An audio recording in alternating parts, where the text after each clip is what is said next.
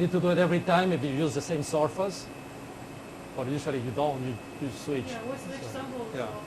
So, for example, I wrote yes. So which means we use one sample, map it, and then we switch a sample. We have to remap it. You can map it again. Yeah. Oh, okay.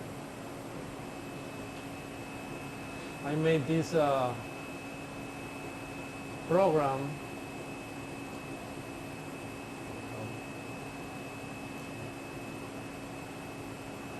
It's on something here.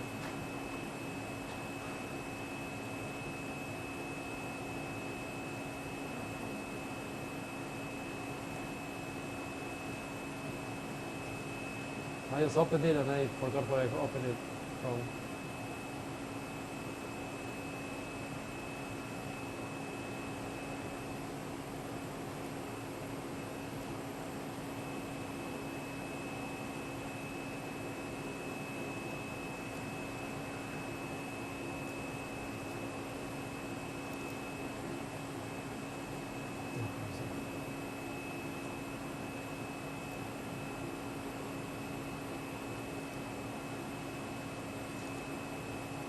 On C motion programs, I have lots of programs that I did just for testing for things. So I made a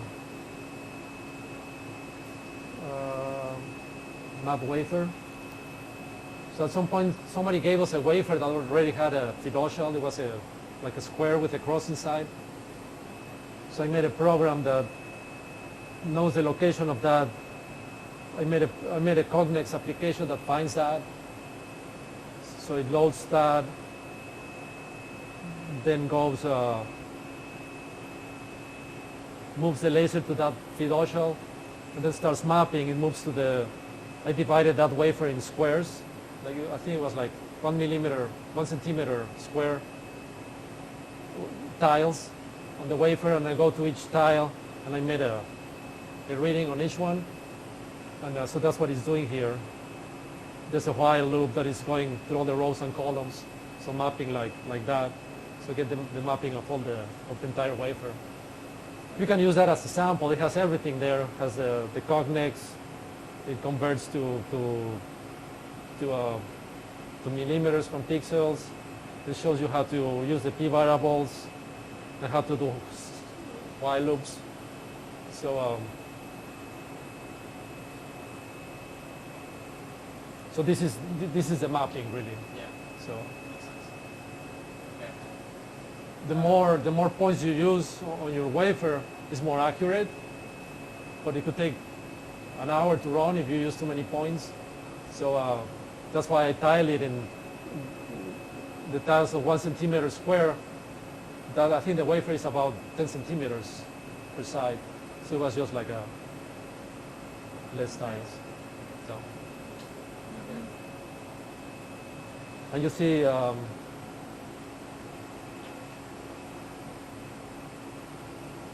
yeah, you just run that every time you replace the wafer. I found that most wafers are almost entirely flat, especially when you put the vacuum.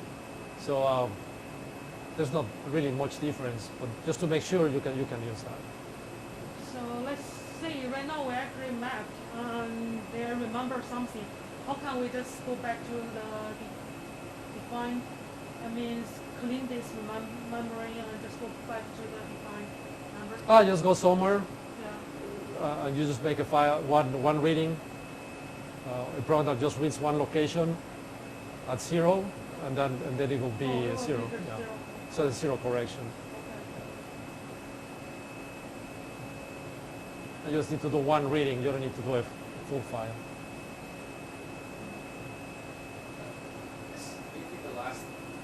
I guess, did you go over how to control the polarization of the laser?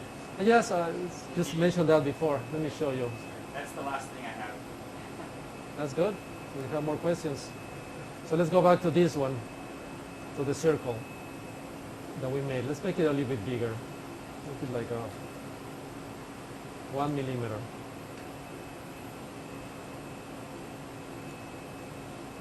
We have to go. We're not. Yeah, I'm not going to use the laser. Oh. The laser is on fault right now. I can turn it off, Oh. so it doesn't do anything. Just So, for testing. Okay. Yeah, just so you see the polarizer. if you mark with the polarizer on or off, you don't see anything visually. You have to etch it or something. So if I make a line and then change the polarizer and make a line, they are identical to your eyes. So it's going to the circle. If I run it, I don't know where it was. Move it. So it's going there.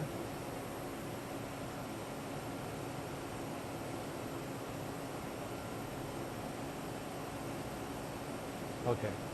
So you see the Z-axis is the polarizer. So if you look at the location of Z, here is bigger.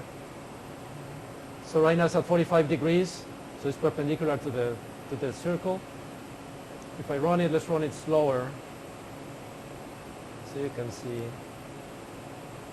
the 1 and 0.5. So if I run it, you will see how this is rotating around the circle.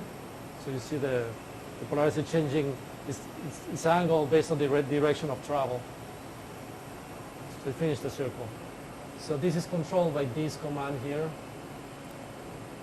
by that line M212. With that, this is the formula that you need, so you don't need to change anything there. To disable, you just skip that and skip the M213 is disabling the polarizer. So if you don't enable, you don't need to disable. So you skip that. So if I run it, it will stay at 45, the whole circle. So now it's not rotating.